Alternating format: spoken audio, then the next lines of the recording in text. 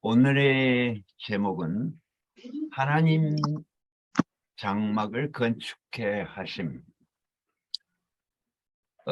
부름받은 이스라엘의 최종적인 목표는 좋은 땅에 들어가서 장막을 건축하고 가나안 땅에 들어가서 성전을 건축하고, 이 성전은 하나님과 사람이, 그 백성이 함께 동거하는 집입니다. 생기는 반드시 흙 속에 들어가야 되고 씨도 반드시 흙 속에 들어가야 됩니다. 이것은 사람 속에 함께 살고 싶은 하나님의 마음을 상징하고 있습니다. 인격이란 건 무엇인가?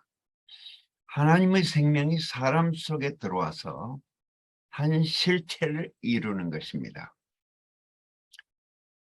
인격의 본은 예수의 인격인데, 어떻게 보면 사람이고 또 어떻게 보면 그 하나님인 그 형상이 그대로 나타났습니다. 에덴 동산도 사실은 하나님과 사람이 동거동락하는 곳인데, 이 동산을 나와버린 그 아담에게는 머나먼 것이 되어버렸습니다. 하나님의 장막은 곧 에덴 동산의 모형이었고, 이 동산을 잃어버린 것이 사람의 불행이었습니다. 죽음이라는 것은 생기가 흙에서 떠나간 것이다. 씨가 흙을 떠나버린 것이다. 죽음이라는 것도 역시 생기가 육신을 떠나버린 것이 죽음입니다. 그러니까 하나님을 잃어버린 아담은 살아있으나 실상은 죽은 자라는 것이죠. 선악과를 먹음으로 하나님과 분리되어 버렸습니다.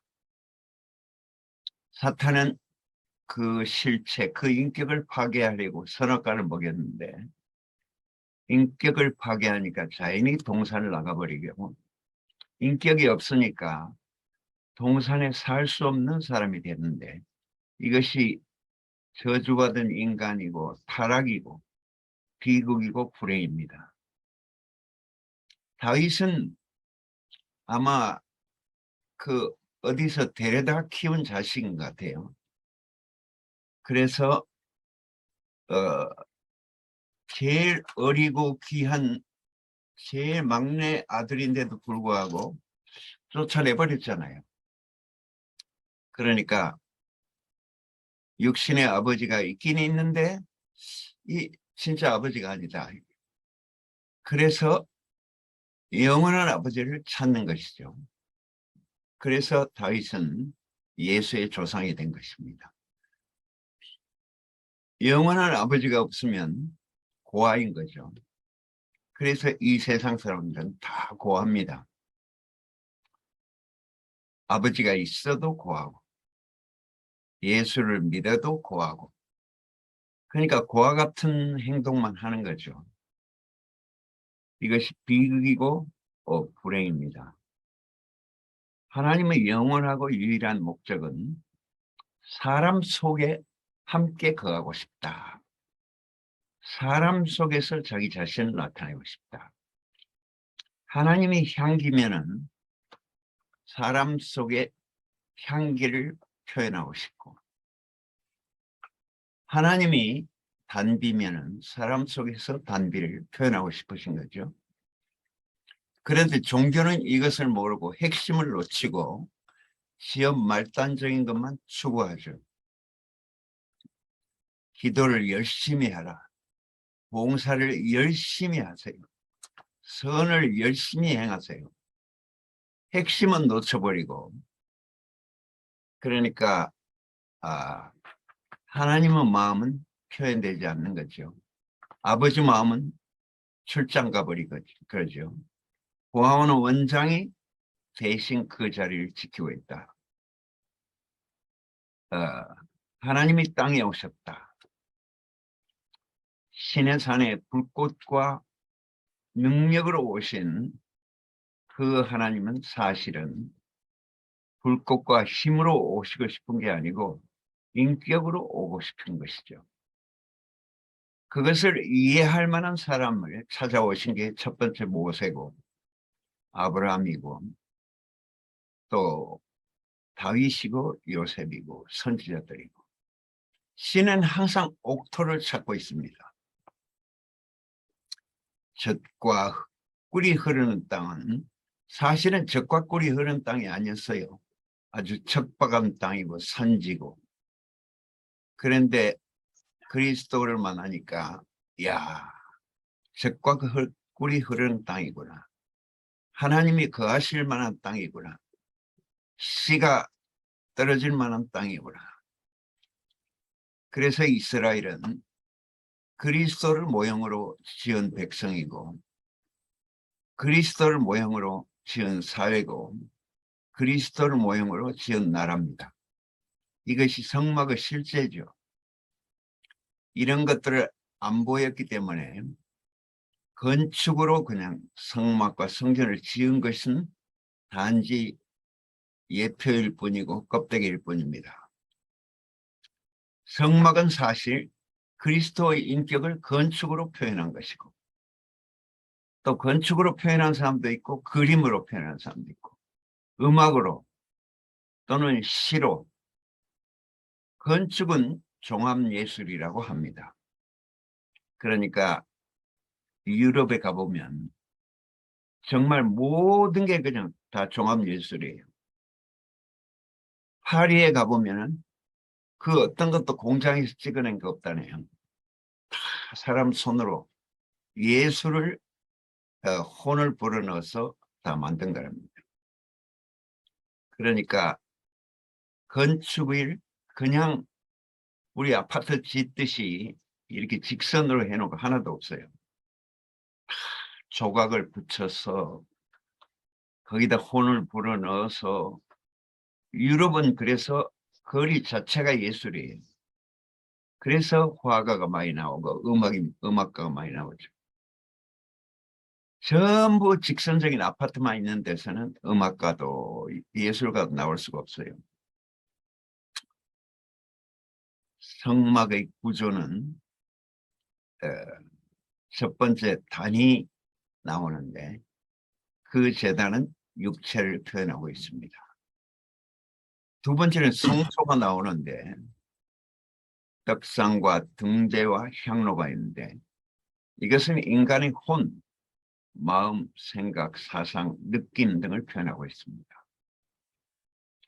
세 번째 지성소가 나오는데 법궤가 나오고 이것은 사람의 영을 상징하고 있습니다. 성막은 사실상 잘 공부하면은 그리스도의 해부학입니다. 그리스도를 구석구석 잘 표현하고 있습니다. 그 건축하는 사람들은 정말 이스라엘 최고의 기술자들을 모셔와 가지고 그렇게 지은 것입니다. 출애굽기는 사실 한마디로 표현하면 성막 건축입니다. 구약을 한마디로 요약한다면 모세와 그 백성이죠. 또 신약을 한마디로 표현한다면 예수와 그 교회입니다. 그러니까 하나님의 궁극적인 목표는 우리를 세상에서 불러내어서 하나님의 집이 되게 하시려는 것이다. 하나님과 사람이 함께 동거하는 것이다. 사탄은 이것을 어찌하든지 분리시켜서 이간질하려고 합니다. 하나님과 사람이 함께 살면은 아주 이상적인 사회가 건축되는 것이죠. 그래서 대구교회의 이상이 결국은 하나님과 사람이 함께 동거하는 이상적인 사회, 그 이상적인 사회를 실현하는 것이다. 그러니까 최종적 사회의 이상을 실현하는 교회다. 너무 어려운 말을 썼어요. 쉽게 표현했어야 되는데. 하나님과 사람이 함께 호흡하는 것이다. 아마 그렇게 하는 교회다. 이랬으면 더 쉽고 빨리 그림이 올 건데 너무 막 고상한 말을 써가지고 최종적 사회의 이상을 막 표현한다. 거창하긴 한데 소화가 안 돼. 그러니까 하나님과 사람이 함께 호흡하고 함께 밥상에서 먹고, 그게 라오디아 교회의 그 그림이잖아요. 최종적 교회의 그림은 함께 호흡하고 한 밥상에서 함께 먹는 것. 그러니까 우리가 밥을 함께 먹어야만 서로 뭔가 통하잖아요. 그리고 함께 호흡하고 함께 소통해야만 뭔가 통하잖아요. 통해야만 한 몸으로서 입증돼요. 그러니까 우리를 세상에서 불러내서 하나님과 함께 동거하고 함께 호흡하고 함께 한 밥상에서 먹고, 이게 우리 인간의 창조된 목표고 이상입니다. 이상적인 삶이죠. 전기는 가전제품에서 실제적인 위력과 그 내용이 증명이 됩니다. 전기 안에 그런 게 있다는 거 어떻게 알겠어요? 지금 전기가 있기 때문에 우리가 이렇게 줌을 하고 있잖아요.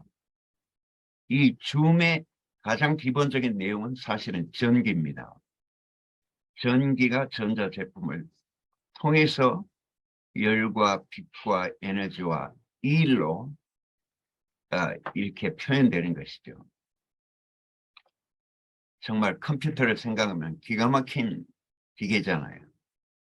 여기에 사진기도 들어있고 프린터도 들어있고, 이게 전 세계로 나가는 방송국도 이 안에 들어있고, 이야, 이 안에 뭐 없는 게 없어요. 근데 그걸 다 줄여서 이렇게 작게 만든 것입니다.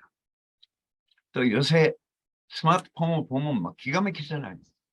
그 손에 온 세계가 다 들어있는 것 같아요. 그러니까 이야, 인간의 머리가 어디까지 발전하려는지, 16세기에 산업혁명이 막 일어나면서 너무 세상이 살기가 좋아졌어요. 그래서 곧 지상 낙원이 올 것이다, 이렇게 사람들은 기대하게 됐죠. 그런데 그게 무기도 생산으로 발전해가지고 세계 1, 2차 세계대전이 나오고, 야, 인간에 대해서 절망하게 됐어요. 인간은 정말 희망이 없다. 그래서 허무주의가 막 나오기 시작하고, T.S. 엘리어트라고 하는 천재 시인은 이야, 정말 인간은 갈 곳이 없다, 이렇게 이제 표현한 것이죠. 천당에 데려다 놓으면 뭐하겠노. 도로 거기에도 세계 1, 2차 대전이 나올 건데, 종말론적인 신학이 발전하고 그냥 사람들은 초점을, 그렇지 않아도 초점을 잃었는데 더 초점을 잃어버리게 됐습니다. 이 세상, 이 사회를 근본적으로 개혁하자, 이런 사람들 주장이 나왔고, 아이고, 이 세상에는 소망이 없다. 천당에 가는 것 외에는 우리 인생에 소망이 없다. 이런 사람들이 나왔죠. 그런데 사실은 그리스도와 교회로 이 땅에 충만케 하면은 하나님의 말씀을 이루는 것이 되고, 뜻을 이루는 것이 되고, 소원을 이루는 것이 됩니다. 땅을 정복하고 지배하고 다스리려는 하나님의 목표가 이 땅에서 이루어지고, 하나님의 인격이 그리스도의 인격이 우리가 다 표현체가 된다면 우리가 하나님 부르심의 그 목표를 이루는 것이죠. 이 땅에서 하나님의 소원과 갈망과 목표를 채우는 인생, 하나님의 대리자가 된 인생, 하나님의 전쟁의 전사가 되는 인생, 하나님의 상속자가 되는 인생이 얼마나 행복하고 영광스럽습니까?